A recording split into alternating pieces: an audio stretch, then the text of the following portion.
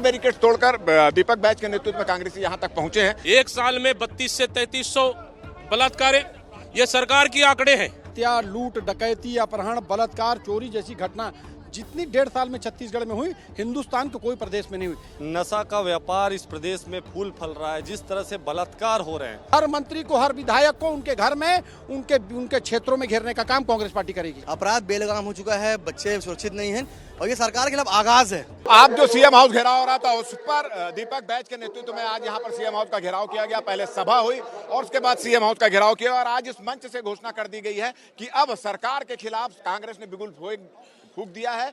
महिलाएं, बच्ची, किसान, युवा, जहां भी उनको जरूरत होगी कांग्रेस पार्टी वहां पर रहेगी। 4 बैरिकेड तोड़कर दीपक बैज के नेतृत्व में कांग्रेसी यहां तक पहुंचे हैं। आप लोगों के प्रदर्शन पर भाजपा का कहना है कि अपराधी ही अपराध को लेकर सीएम हाउस घेर रहे हैं, प्रदर्शन कर रहे हैं, क्या कहना है इस पर? सरकार, भारतीय जनता पार्टी अपराध रोकने में पूरी तरह से विफल हो चुकी है। एक साल में 32 से 3300 बलात्कार, ये सरकार की आंकड़े हैं, ये हमारी आंकड़े नहीं है। मतलब इससे साफ है कि सरकार पूरी तरह से प्रदेश में फेलियर हो चुकी है। सरकार चाहती है कि छत्तीसगढ़ को यूपी और बिहार बना दे, लेकिन हम यूपी और बिहार बनाने नहीं देंगे छत्तीसगढ़ को। सबसे बड़ा चुनौती है कि हम बेटियों को बचाने के लिए, लेकिन ये सरकार गंभीर नहीं है, सुशासन तैयार बना रही है। कौन सा सुशासन तैयार? छत्तीसगढ़ की अस्मिता यहाँ की लूट रही है, बेटियां की हत्या हो रही है लगातार, और इन्हें पश्चिम बंगाल की चिंता है। मुख्यमंत्री और गृह मंत्री को अगर उतनी चिंता है तो छत्तीसगढ़ की चिंता करो, नहीं करना है तो आप पश्चिम बंगाल में जाकर बस जाओ और वहीं चिंता करो। लेकिन कांग्रेस पार्टी ने तय किया है कि छत्तीसगढ़ की अस्मिता के लिए एक एक खून का कतरा बहाने को तैयार है, लेकिन हम छत्तीसगढ़ के साथ खिलवाड़ नहीं होने देंगे। ये जो आप ये भी आरोप भारतीय जनता पार्टी इस पर भी सवाल उठा रही है कि कांग्रेस के जो वरिष्ठ नेता हैं भूपेश बघेल और टीएस सिंहदेव इस प्रदर्शन पर शामिल नहीं हुए, गुटबाजी नजर आ रही है। एआईसीसी ने सबको जिम्मेदारी दे दी गई है कि अन्य प्रदेशों में उनकी जिम्मेदारी दी गई है कि वहां जाए और वहां पे भी केंद्र सरकार के खिलाफ लड़ाई लड़े। हमारे तमाम बड़े नेता अन्य प्रदेशों में लड़ रहे, कांग्रेस कार्यकर्ता और यहाँ के नेता यहाँ के लिए लड़ रहे हैं। चलिए, तो ये थे दीपक बैज जी। विकास उपाध्याय जी भी यहाँ मौजूद हैं। आप देख रहे हैं कि उनका कुर्ता भी फट गया झूमा झटकी में, इस तरह की बात हुई। आज क्या माना जाए, जिस तरह से प्रदर्शन हुआ और जिस तरह से आपके प्रदर्शन पर भारतीय जनता पार्टी सवाल उठा रही है, बोल रही है कि फर्जी आंकड़ों को लेकर आप लोग प्रदर्शन कर रहे हैं। ये आंकड़ा हमारा नहीं, ये आंकड़ा जो एफआईआर हुए हैं उसके ऊपर ये आंकड़ा निर्धारित हुआ है। मैं समझता हूँ अब हत्या, लूट, डकैती, अपहरण, बलात्कार, चोरी जैसी घटना जितनी 1.5 साल में छत्तीसगढ़ में हुई, हिंदुस्तान के कोई प्रदेश में नहीं हुई। Guinness book of world record में नाम लिखाएगा छत्तीसगढ़ का अपराधगढ़ के नाम पर। कांग्रेस पार्टी के अध्यक्ष दीपक बैज जी के नेतृत्व में हम मुख्यमंत्री के घर का घेराव करने जा रहे हैं। हम बात कर रहे हैं आखिर पुलिस का खौफ खत्म क्यों हो गया, अपराधियों के हौसले बुलंद क्यों हो गए। अपराध करते हैं, वीडियो बनाते हैं, सोशल मीडिया में वायरल करते हैं, पुलिस का डर नहीं। पुलिस का डर अब जो नेता आ रहे हैं इनके ऊपर लाठीचार्ज कर रहे हैं। जब तक कांग्रेस सीएम हाउस का घेराव हो चुका, अब क्या?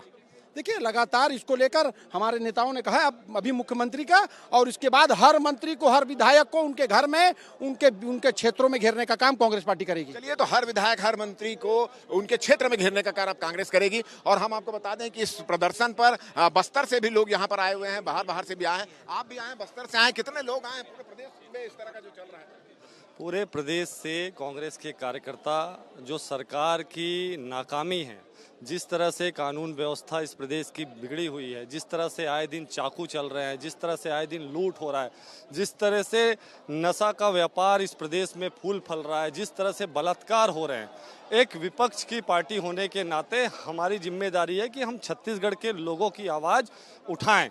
और हमने लगातार, प्रदेश कांग्रेस कमेटी के अध्यक्ष और हमारी पार्टी ने लगातार 4 महीनों से इस मुद्दे को लेकर के सरकार से लड़ाई लड़ रही है, लेकिन सरकार है कि इन्हें समझ नहीं है।